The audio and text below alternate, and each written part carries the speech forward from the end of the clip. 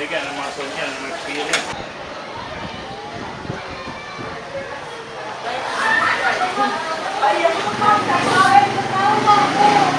Ayo, may bunta. Yeah, actually, sir, ano man gud ko previous wife, tapos nagduda man gud ko for 10 years na. So, ang akong life, nara jud sa ako ang pamilya. So, wala jud ko nag-work, although nag-graduate ko college siya, commerce. Pag BHW na ako, na ano jud tanan, kaya kumbaga, wala man jud yung nanagpaglo, na ay nadungag.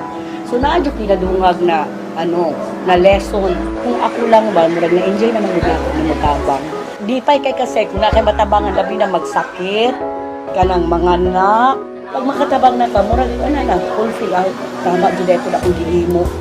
Pag Monday, consultation din na siya. So, ang amo makaya dire pwedeng mag-wound dressing. Kung nani mga gamot na kanang naa diri available, among tagaan. Pag Tuesday, TB day na muna siya. So, pag Wednesday, mo na immunization. Thursday, duty po mi tanan.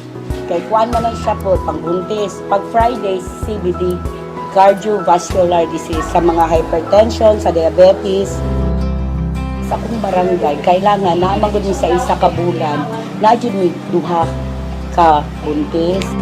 Na ako'y bag-oron, 16 years old. Advice sa nimo na, kailangan family planning. Kung mo tagaan silang advantage o disadvantage kung mag-family planning ka o dili. Follow up lang na ko siya kay, karoon mo rin mga nakay. Ayan, kusina. Dapat manganak ta sa hospital. Pag humanong panganak, magpa-breastfeeding jud ka kay daghan benefits makuha, di ba?